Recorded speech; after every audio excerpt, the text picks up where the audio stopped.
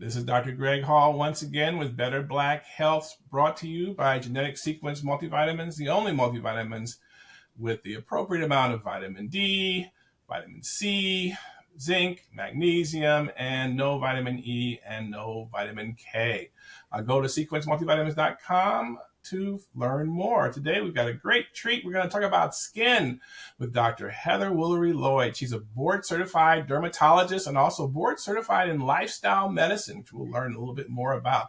Internationally recognized in dermatology and wellness, and has been featured in various publications, including Forbes, the Wall Street Journal, and the New York Times. Wow. She founded Derm Friends, which is dermfriends.com, platform that provides a reliable source of skincare, education, and expert recommendations for the common skin, hair, and nail issues.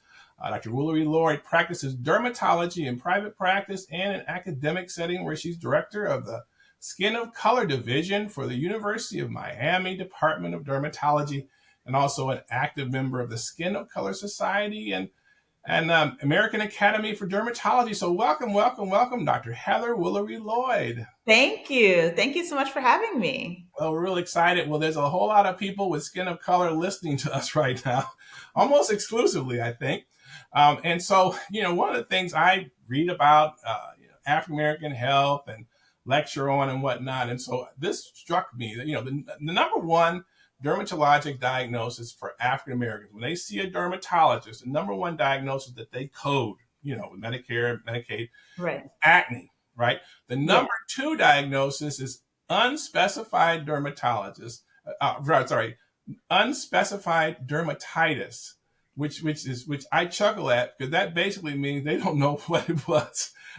So like the number one thing for white Americans is actinic keratosis, there's acne, there's skin cancer. But the number two thing for Black patients is an unspecified dermatitis, which why don't people do better with Black skin? That's such a great question, because it's something that's even shocking for me to hear. But I will say this, I don't know where those diagnoses are being pulled from. If you pull directly from dermatologists, it might be slightly different. I don't know if that's overall or specific to dermatologists. Dermatologists obviously are a little bit better versed in skin in general and more likely to get the right diagnosis, obviously, as skin experts. But even in the dermatology world, having skin of color or darker skin can make some diagnoses slightly more challenging. So, and your question is, why is that? Well, one of the reasons why is, there's so many reasons why, but one of the reasons why is the pigment in the skin can sometimes mask redness. So it's not as obvious, as clear what the diagnosis is. If someone is darkly pigmented, you might not see as much characteristic redness. So sometimes in dermatology, things will be described as having a red color or an orange color. But in skin of color, it would be like maybe more dark brown, red brown, even purple hued, because the constitutive pigment can mask the redness or the traditional way we are taught how to diagnose skin conditions. So that's probably one of the biggest contributors as to why you see that non-specific dermatitis. In dermatologists, I think it would be a little bit better. I'm assuming.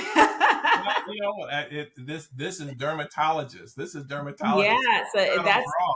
This data was from dermatologist, but it's crazy. But I was not great at skin, and still not. And I would go to my book, and of course it'd be nothing but pictures of white people. That's on how things look, and so that would not help. So how important is it for people with skin of color to see a dermatologist with skin of color?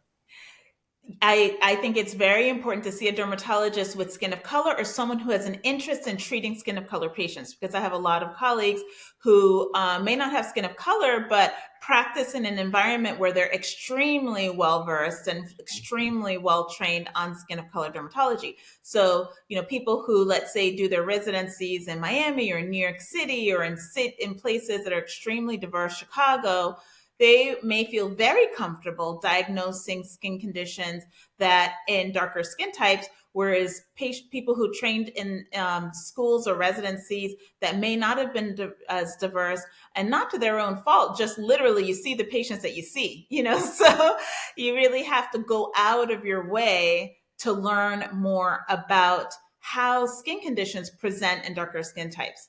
The other Right. thing I wanted to mention, though, you mentioned textbooks. That's a big issue. And there was a study that looked at the number of skin of color patients represented in textbooks over 20 years, and they found that it didn't change. And in one textbook, it actually went down.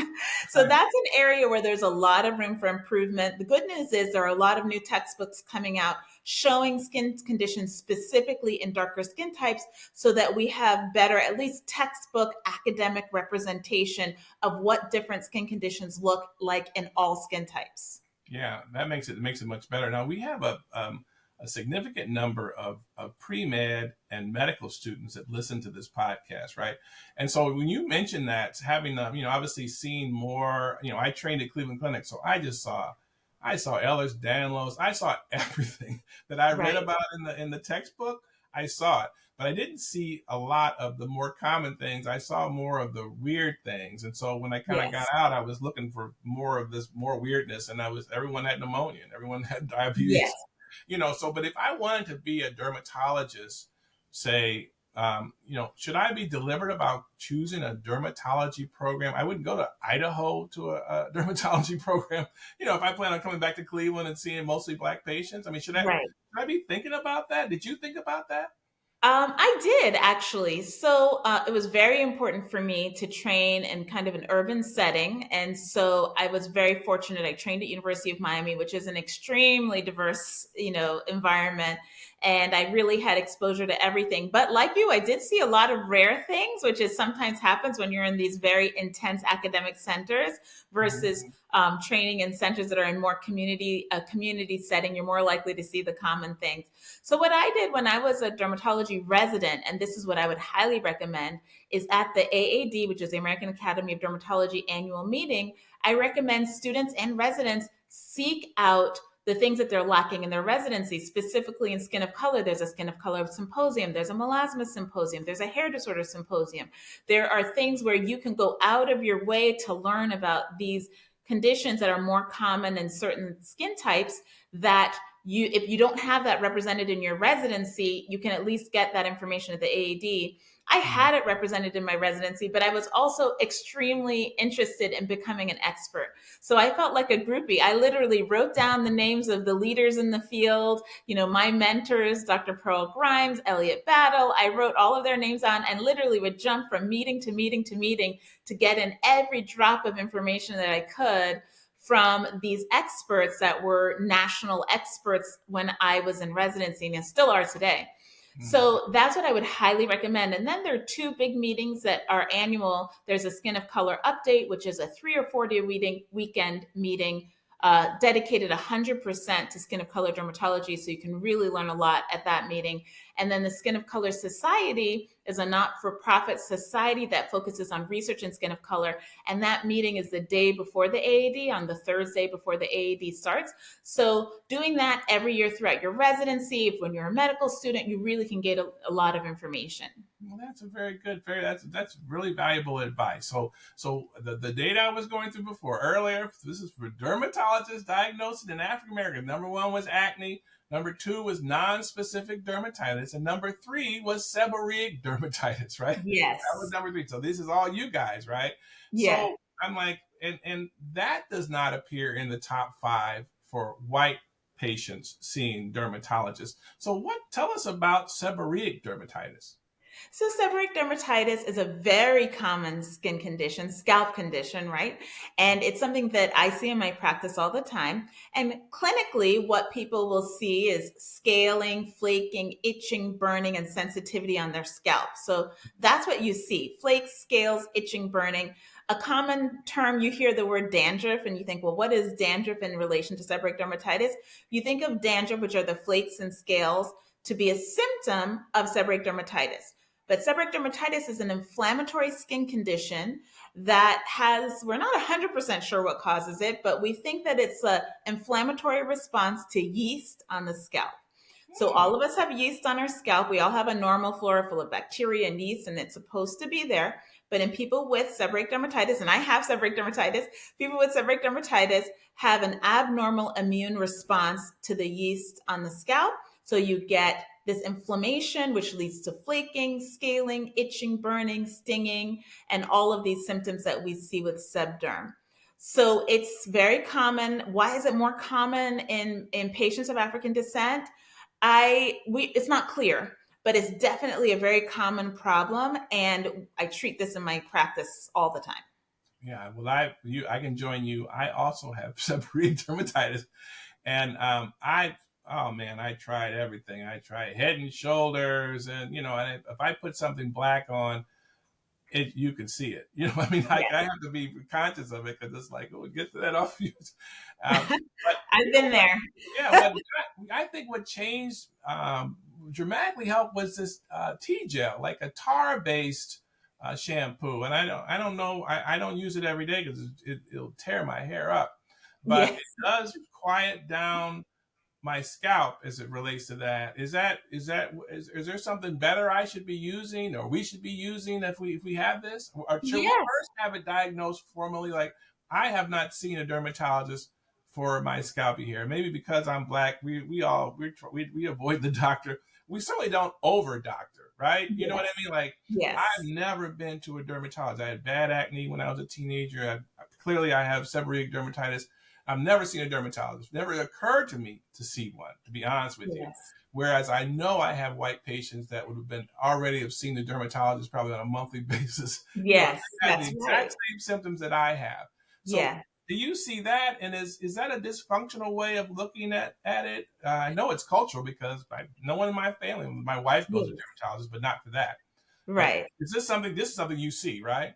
Definitely. So, first of all, to answer your question about treatment, I want to delve a little bit into that because it's very interesting. So, because I told you it's this abnormal immune response to fungus that's normally, or yeast that's normally on our scalp, you can treat it with two ways. So you can treat it with antifungals or anti-inflammatories.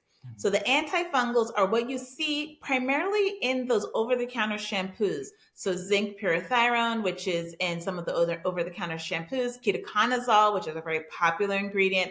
It's available 1% over the counter, 2% by prescription, selenium sulfide. All three of those ingredients work on decreasing the yeast on the scalp. So they decrease the load of yeast. The less yeast you have, the less inflammation you'll have. So that's one way to treat it. Mhm. The other way to treat it is with anti-inflammatories. And the main anti-inflammatories that we used to use were topical steroids. You know that dermatologists use a lot of topical steroids. Right. And, prior to the introduction of this new medication called Zoryve, that was the main way we treated it. Topical steroids are very effective. They decrease inflammation. But the main issue with topical steroids is that they are being used close to the face. So we never really want to use high potency topical steroids close to the face because there are some side effects like acne, thinning Mhm. of the skin, and so forth.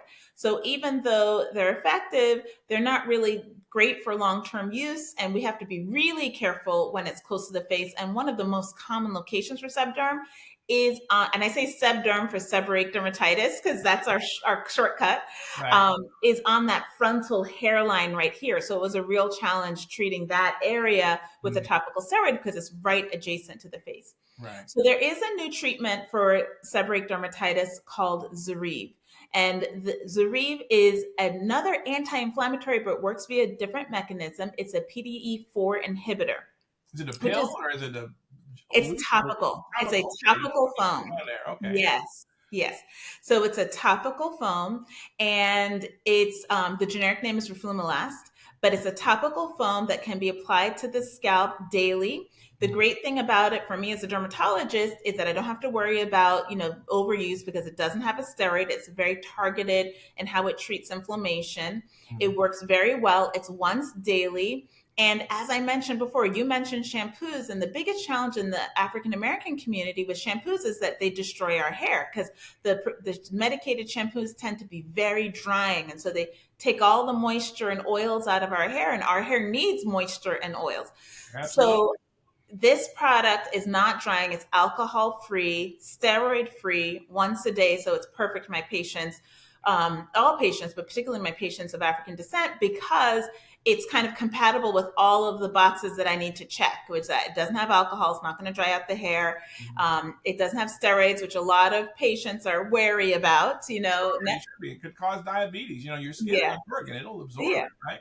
And topical steroids are fine, but really, people, I understand why people don't want to use steroids, especially close to the face. Definitely. And remember, I haven't mentioned this yet, actually, so it's not remember, but something new is that seborrheic dermatitis can also occur in the eyebrows. I don't know if you've ever noticed scale in your eyebrows, Yes. around your nose. It can happen behind the ears and Yes. even on the chest in men. So there, you definitely don't want to use topical steroids. So the Zoryve is safe to use on the face, on the chest, behind the ears, because it's steroid free. So is this something you put on when you're in the shower, or is it just No, after I tell my patient, it doesn't matter what time of day, but if you're a nighttime person, you can put it on at night. You in the morning person, you put it on in the morning. But it's once a day, and it works really well. Lightweight, absorbs right into the skin, and you can use it on the scalp. And if you have it on your face or on your chest, you can use it anywhere on the body. and so So how very but you useful. have to get it from a dermatologist though, You right? do. It's a So someone like prescription. me would never have known about it or even right, Yes. haven't been. So how do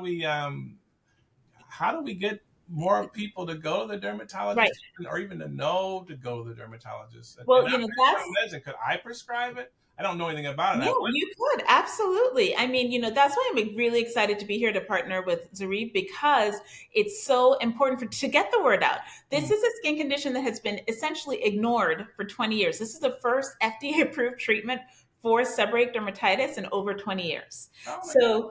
So for me, like, I'm so excited to be here because I feel like it's something that it's very common. You have it, I have it. It's something that's very bothersome. I had seborrheic dermatitis the worst when I was in medical school, and I Mm. had all of this scale and itching and burning and stinging, and it really impacted my quality of life.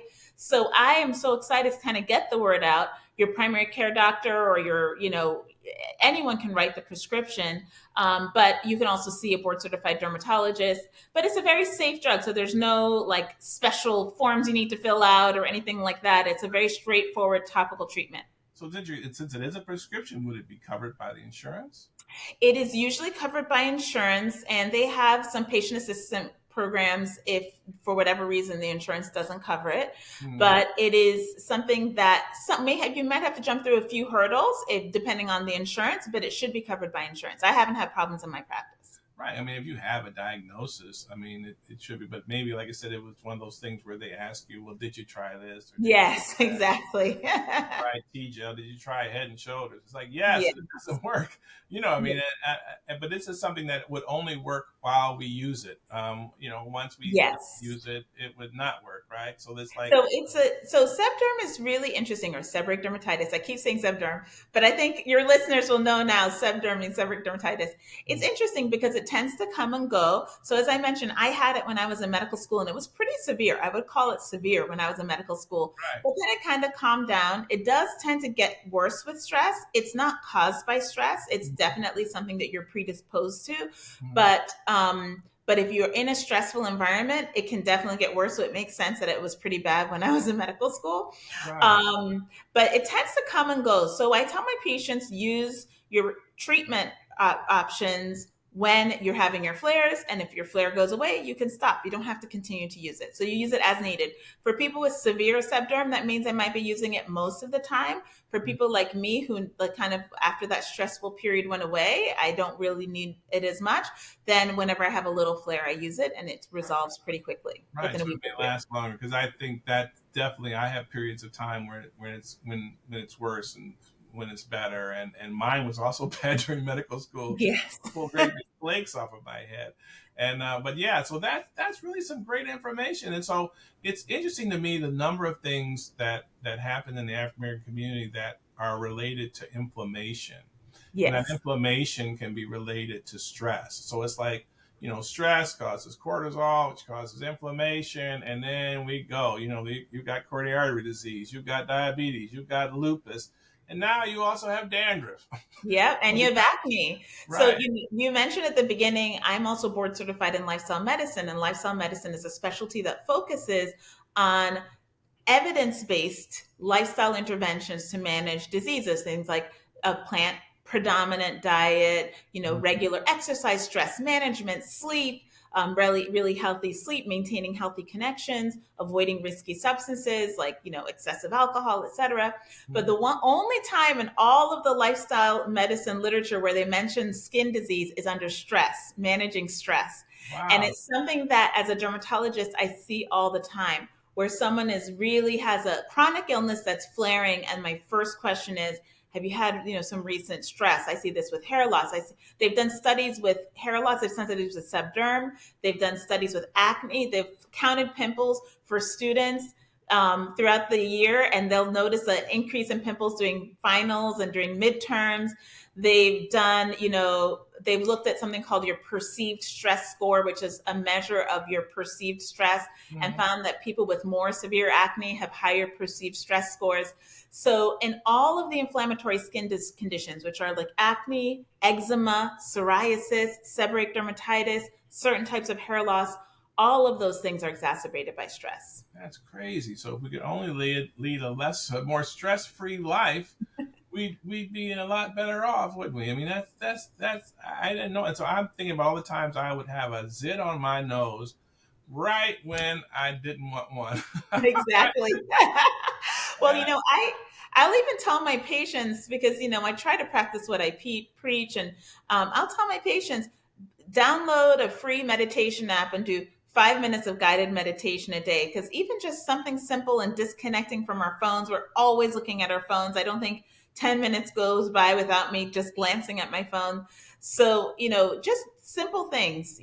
Just managing your stress, downloading a meditation app, walking outside in nature, all of those things can at least make a little impact. And this is evidence based on our stress levels and hopefully on all of these inflammatory skin conditions that we deal with. Right, right. It makes perfect sense. I interviewed someone about grounding, like going outside and touching the ground and watching the sunset, and then all the data associated with mindfulness, bringing blood pressure down, bringing blood sugar down. So is this, we're really coming to really realize all the different things. And so maybe, being a second class citizen, living in the ghetto, being poor, struggling, a lot of that is what's causing the health problems, Definitely. right? And Definitely. that's really what we're and you've got dandruff and you've got acne, you know, Definitely. it's Yeah. just a mess. So listen, I wanted to ask, I saw on your website it talked about scalp massages, and so I'm like, I've never had my scalp massaged, never. So is there a benefit to that for anything?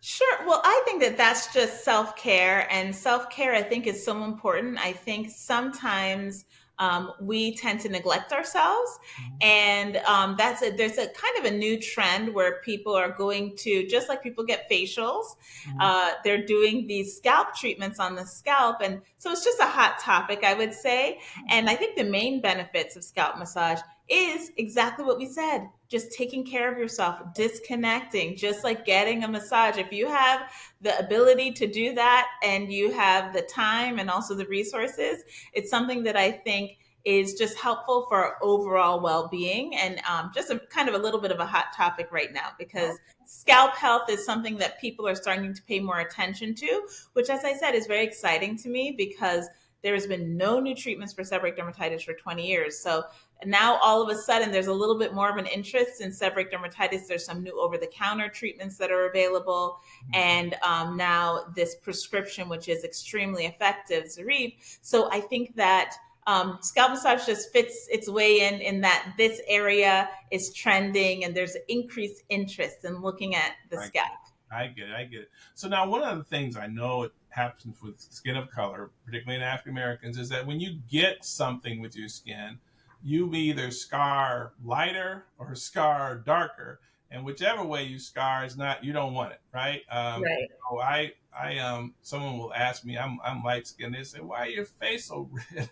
"Oh, red." Well, you know what I mean? But like right in my chest is red, right? So I'm Yes. like at that, and so it is not the color you want. But there's some people will get acne, they'll outgrow it, but they're 35 years old with darkened areas on their Yes. face and on their back from acne. And then there's other people with lightened areas. People lick their lips, or I mean, are you saying like around their ears? And I see a lightened area. That these this chromia or whatever they call it, Is there a way we can be proactive about that? And is that a reason to go to the dermatologist proactively? Should we be storming our dermatologist? Definitely storm the dermatologist. We're here to address all of these issues. Mm-hmm. So you bring up so many good points. So first of all, what you're describing is what we call in dermatology post-inflammatory hyperpigmentation or post-inflammatory hypopigmentation. The more common one is post-inflammatory hyperpigmentation. That means after a pimple, a bug bite, a scratch, a burn when people are cooking. I always make a joke to my patients. That's why I don't cook, because I don't want to get burned. um, our body starts to, the melanocytes in our skin starts to turn on, and you can think of the melanocytes as a factory that make the pigment in our skin. So Mm-hmm. that factory turns on and makes too much pigment, and you heal with a dark mark. And that's a more common thing, the post-inflammatory hyperpigmentation. But that factory can also, after some sort of inflammation, turn off, and you get hypopigmentation. That's common with seborrheic dermatitis, where you'll see the hypopigmentation around the hairline, around the nose, Mm-hmm. little white spots on the face. That's very common with sebderm. But more commonly, what we see and what's can be challenging to treat is the hyperpigmentation, and that's because we have to turn off the factory. We have to turn it down so it doesn't overproduce the melanin, so that the skin goes back to its normal, even color. And definitely, that's one of my areas of expertise, and something that can be a challenge because it's not easy. But one of the ways you can address post-inflammatory pigment is to address the inflammatory condition in the first place. So if you have acne, make sure you're really managing your acne well. They've done studies that show that the dark mark from one pimple can last 4 months without treatment. So if you can avoid getting the pimple in the first place, you can, avoid the 4 months of the dark spot. But once you have kind of maximized your acne treatment or your eczema treatment, because people will come in, they'll get marks all over their arms and legs because they have eczema or Mm-hmm. psoriasis. All of these things can cause inflammation that leads to pigmentation. There are a few things that I do in practice that really help to manage the pigment. Most of them are actually over-the-counter treatments. Luckily, we have some new over-the-counter treatments that work. So see a dermatologist if you're suffering from this. Ideally, a dermatologist who specializes in hyperpigmentation. And we do have really effective treatments that can manage it. Well, that's great. That's great. Well, listen, it's been great. You've just been a wealth of information. I learned a lot. I may have to break down and find a dermatologist. Where are you based? Where do you live right now? I got, yeah, I'm in Cleveland. I'm You're in Cleveland. Okay, yeah, I'm going to. You have to see a dermatologist. So you have so many your skin conditions that we can manage. So, right. Well, that sounds good. Well, that we want to encourage people, and I do, and we should encourage mothers. There's more women listen to this podcast than men have kids, and then when they start to break out, you need to be proactive because you don't want to leave yes, scarring later on in life. But listen, it's been great having you. Where can people find you online? Are you on social media I or? am. So you can find me at Dr. Heather MD on Instagram and on TikTok. If TikTok is going to stay around, I don't know. Right. And my website is dermfriends.com, as you mentioned, which is a website that's focused on skincare education and also helps you find the right products that you need, over the counter products for common things like acne, or if you're looking for a good sunscreen and so forth. It gives some great recommendations. Well, that's excellent. Well, thanks so much. We appreciate you. You take care. Thank you. Thank you so much. All right.